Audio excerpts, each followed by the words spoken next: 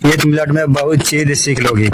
हमारे प्यारे नबी का बचपन कैसे गुजरा और आपके वालिदा के इंतकाल के बाद आपकी परवरिश किसने की, चलिए जानते हैं। नबी पाक सल्लल्लाहु अलैहि वसल्लम दूसरे बच्चों की तरह खेलते तो थे मगर बुतों के करीब कभी नहीं जाते थे। जब बाकी बच्चे बुतों के सामने खेलते, कभी उनकी पूजा की नकल करते तो आप खामोशी से अलग हट जाते। एक दिन बीबी आमिना रहमतुल्लाह अलैहा ने देखा कि कुछ बच्चे काबा के पास अपने नन्हे हाथों से बुतों को छू रहे हैं, लेकिन मोहम्मद थोड़ी दूर खड़े आसमान की ओर देख रहे थे। बीबी आमिना रहमतुल्लाह अलैहा ने हैरानी से पूछा, बेटा मोहम्मद, तुम उनके साथ क्यों नहीं खेलते? आपने मासूम अंदाज में जवाब दिया, अम्मा ये तो पत्थर हैं, न ये सुनते हैं न देखते हैं, मुझे इनमें कुछ भी नजर नहीं आता। ये सुनकर बीबी आमिना की आंखें नम हो गई। उन्होंने बेटे को सीने से लगाया और दिल ही दिल में बोली, ये बच्चा अल्लाह की तरफ से भेजी गई खास अमानत है। जब नबी पाक सल्लल्लाहु अलैहि वसल्लम 6 साल के हुए तो बीबी आमिना ने फैसला किया कि वो बेटे को लेकर मदीना जाए ताकि छोटे मोहम्मद अपने वालिद की कब्र की जियारत कर ले। आप दोनों काफिले के साथ मदीना के लिए चल दिए। सफर आसान नहीं था, रेगिस्तान की तपती धूप, ऊंटों की सवारी और लंबी दूरी, मगर नन्हे मोहम्मद की आंखों में अजीब सा सब्र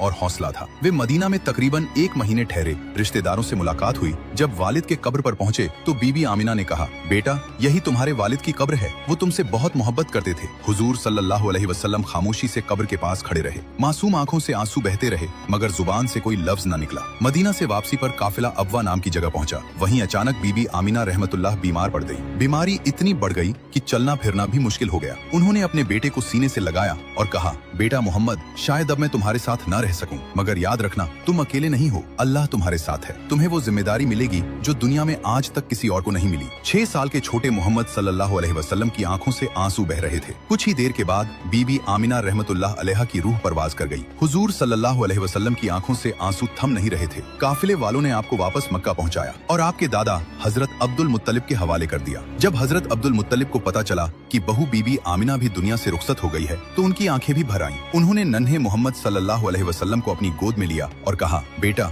ये तुम्हारे रब की आजमाइश है, इससे कभी घबराना मत। तुम्हारा दादा अभी जिंदा है और मुझे यकीन है कि तुम्हारा रब हर लम्हा तुम्हारा सहारा बनेगा। सुभान अल्लाह। जब दुनिया के सहारे छूट जाएं तब भी अल्लाह अपने बंदे को तन्हा नहीं छोड़ता। हमारे प्यारे नबी इसका सबसे खूबसूरत सबूत हैं। अगर आपको भी नबी पाक से सच्ची मोहब्बत है तो दिल से लिखें, सुभान अल्लाह।